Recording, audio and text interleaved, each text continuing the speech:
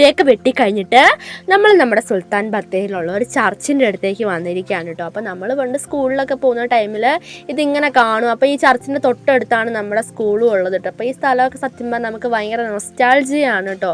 അപ്പോൾ നമ്മുടെ cent Mary's orthodox കത്തീഡ്രലാണ് guys നമ്മളിപ്പോൾ ഉള്ളത്. ഫ്രണ്ടിൽ തന്നെ നമ്മുടെ മാതാവിൻ്റെയും നമ്മുടെ ഉണ്ണീശോൻ്റെ ഒക്കെ ഫോട്ടോ ഉണ്ട്. അപ്പം നമുക്ക് അവിടെ പോയിട്ട് മെഴുകുതിരിയൊക്കെ കത്തിച്ച് പ്രാർത്ഥിക്കുകയൊക്കെ ചെയ്യാം.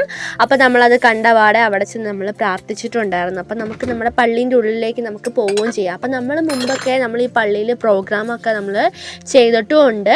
ബട്ട് നമുക്ക് ആ പള്ളിയിൽ കയറി നമുക്ക് പ്രാർത്ഥിക്കാനൊന്നും പറ്റിയിട്ടുണ്ടായിരുന്നില്ല. പ്രോഗ്രാം ചെയ്യും, പിന്നെ അത് കഴിഞ്ഞപാടെ നമ്മൾ തിരിച്ച് വീട്ടിലേക്ക് വരികയും ചെയ്യുമല്ലോ. അപ്പോൾ പള്ളിയിലേക്ക് കയറാനൊന്നും നമുക്കൊന്നും ചാൻസ് ഒന്നും കിട്ടിയിട്ടുണ്ടായിരുന്നില്ല.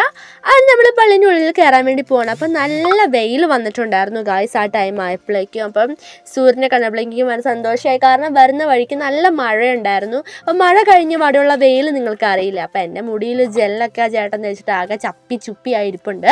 ആ നോക്കണ്ട, ഒരു കുളി കഴിയുമ്പോഴേക്കും ഹെയർ സെറ്റ് ആയിക്കോളൂ എന്നുള്ള വിശ്വാസത്തിൽ ഞാൻ മുമ്പിലേക്ക് നടന്നു. അങ്ങനെ നമ്മുടെ പള്ളീൻ്റെ അടുത്തേക്ക് ഞാൻ നടന്ന് നീങ്ങുവാണ്. ഞാൻ മാത്രമല്ല കേട്ടോ, അമ്മയും ബാബാറ്റൊക്കെ കണ്ടിട്ടാ. അപ്പം അങ്ങനെ ഉണ്ട്.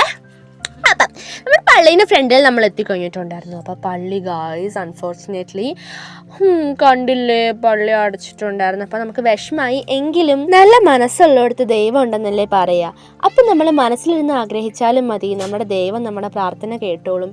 അപ്പം ദേവാലയങ്ങളിൽ പോയി തന്നെ ദൈവത്തിനെ കാണണമെന്നില്ല, എങ്കിലും അതൊരു സന്തോഷമാണ് അല്ലേ. അങ്ങനെ ദൈവത്തിൻ്റെ അടുത്ത് പ്രാർത്ഥിച്ചു കഴിഞ്ഞ് നമ്മളിവിടെ നോക്കുമ്പോൾ ഉണ്ട് ഒരു മാവിൽ ചെറിയൊരു ഏറുമാടം. അതിനകത്ത് ഇതേ നമ്മുടെ ഈ ലാഡറും ഹാങ് ചെയ്തിട്ടുണ്ടായിരുന്നു. നല്ല രസം ഉണ്ടായിരുന്നു കേട്ടോ അത് കാണാനായിട്ട്.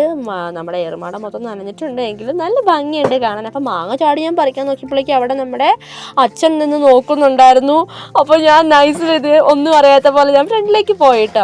അപ്പം ഈ മരത്തിൽ നിന്ന് ഒരുപാട് യെല്ലോ കളറുള്ള ഫ്ലവേഴ്സൊക്കെ വീണിട്ടുണ്ടായിരുന്നു. അപ്പം നല്ല ഭംഗിയുണ്ടായിരുന്നു ഇവിടെ നമ്മുടെ ഈ പള്ളീൻ്റെ പരിസരമൊക്കെ കാണാനായിട്ട്. അപ്പം പള്ളിയിലും അങ്ങനെ ആൾക്കാരൊന്നും ഉണ്ടായിരുന്നില്ല. അപ്പം പള്ളി ക്ലോസ് ചെയ്തത് കൊണ്ടാണ് നമുക്ക് തോന്നുന്നുണ്ട് കേട്ടോ. അങ്ങനെ കുറച്ച് കോനാകൃതികളൊക്കെ കാണിച്ച് കഴിഞ്ഞ് നമ്മൾ മുമ്പിലേക്ക് കടന്നപ്പോഴാണ് 2 പേരമരം കാണുന്നത്. പേരമരം കണ്ടു കഴിഞ്ഞാൽ പിന്നെ എന്നെ അറിയാലോ, ഞാൻ അതിൽ വലിഞ്ഞു കയറുന്നുള്ള കാര്യത്തിലൊട്ടും ഡൗട്ട് വേണ്ട ഗൈസ്.